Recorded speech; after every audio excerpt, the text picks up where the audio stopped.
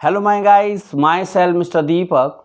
देखिए, आज मैं आपको एक बहुत अच्छा टॉपिक आपको स्टार्ट करने वाला हूं जिसका नाम है जीएसटी रजिस्ट्रेशंस। देखिए, जीएसटी रजिस्ट्रेशंस करना सीख लीजिए, जिसके हमें बहुत अच्छे पैसे मिलते हैं। और कोई 1500 लेता है, कोई 2000 लेता है, कोई 3000 रुपये लेता है। सबसे पहले मैं आपको इंट्रोड्यूस कर देता हूं जीएसटी रजिस्ट्रेशंस के अंदर। देखिए, कुछ महत्वपूर्ण डॉक्यूमेंट होते हैं जो हमें पता होना बहुत ज़रूरी है।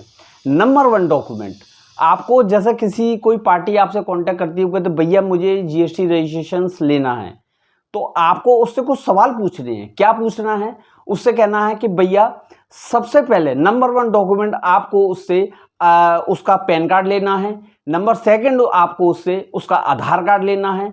नंबर 3 डॉक्यूमेंट लेना है उसको उसकी बैंक की पासबुक का फ्रंट पेज, जिसमें उसका आईएफएससी कोड, उसका नाम, उसका एड्रेस, सारी चीज मेंशन हो। ये 3 डॉक्यूमेंट ये हो गए। चौथी चीज आपको उसका बिजनेस प्लेस पूछना है, कहां पर ये काम करेगा। 5वीं चीज आपको पूछना है कि किस कैटेगरी में काम करना चाहता है, कि उस कैटेगरी को आपको नोट कर लेना है। 6वीं चीज आपको पूछना है आपको कि जहां आप वर्क करोगे वो जगह किसकी है, आपकी है या आपके रिलेशन में किसी की है। आपने कहा कि नहीं भैया वो मेरी है। अगर आपकी है तो आपको अपना बिजली का बिल प्रोवाइड करना पड़ेगा। वो कहता मेरा नहीं है, मेरे फादर की है। तो फादर की है तो जब उसको क्या कहते हैं, एनओसी, नो ऑब्जेक्शन सर्टिफिकेट बनवाना पड़ेगा। वो नो ऑब्जेक्शन सर्टिफिकेट आपका कलेक्ट्री, दीवानी वगैरह जहाँ जो टाइपराइटर बैठे होते हैं, 10 रुपये के स्टाम्प पेपर पर बनता है। उसमें साफ साफ वो लिख देता है कि आपके फादर द्वारा लिखा जाएगा कि मैं अब ये बिजनेस प्लेस अपने बेटे को बिजनेस करने के लिए दे रहा हूं, जिसमें मुझे कोई आपत्ति नहीं है। उसमें आपके फादर के साइन हो जाएंगे, उसमें उसके साइन हो जाएंगे, वो एनओसी लगती है। अगर वो रेंट पर है तो रेंट एग्रीमेंट लगता है। रेंट एग्रीमेंट का 44.45% स्टाम्प पेपर लगते हैं। 44.45% के जितना रेंट है। आप ये चीज़ को ध्यान रखना। नंबर 2 आपका जो नंबर आता है आपका रेंट एग्रीमेंट के बाद आपको उससे ये पूछना है कि भैया आप काम किस चीज़ में करना चाहते हो।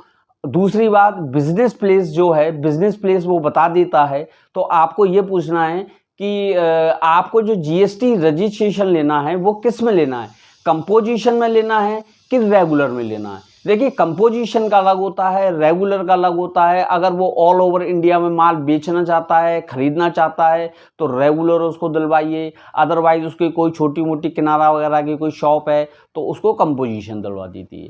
अगला आपको उससे क्या पूछना है, ये सारी चीज़ें ध्यान में रखना, नोट कर लीजिए। मेरी इस दीपक अकाउंटिंग वर्क के चैनल को सब्सक्राइब करवाइए।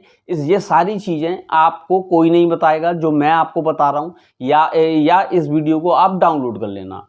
और दूसरा बात, सबसे मेन उसमें पूछा जाता है कि जहाँ जो व्यक्ति काम करेगा उस व्यक्ति का जो बिजनेस प्लेस है वो कहाँ पर है। आपको उत्तर में है, पूर्व में है, पश्चिम में है, दक्षिण में। क्योंकि पहले जीएसटी रजिस्ट्रेशन पैन कार्ड और आधार कार्ड के बेस पे मिल जाता था, क्योंकि आज की डेट में जीएसटी रजिस्ट्रेशन लेना बहुत ज़्यादा डिफ़िकल्ट हो गया है, किसी को दिलवाना बहुत ज़्यादा डिफ़िकल्ट हो गया है। तो आपको अब ये पता करना है कि आपका जो बिजनेस प्लेस है वो कहाँ पर है, उत्तर में है, पूर्व में है, दक्षिण में है। ये पता करने के बाद आपको ये पता करना है नियर लैंडमार्क, जो बिजनेस प्लेस है उसके नियर लैंडमार्क कौन सा है।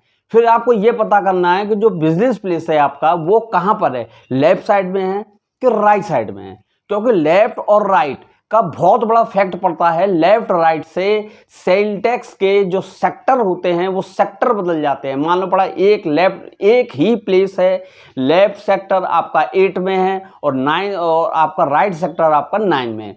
तो ये कुछ महत्वपूर्ण बातें होती हैं। मैं आपको कंप्यूटर स्क्रीन पर ले जाकर बताऊंगा कि जीएसटी रजिस्ट्रेशन किस तरीके से होता है। चलते हैं मेरे कंप्यूटर स्क्रीन पर।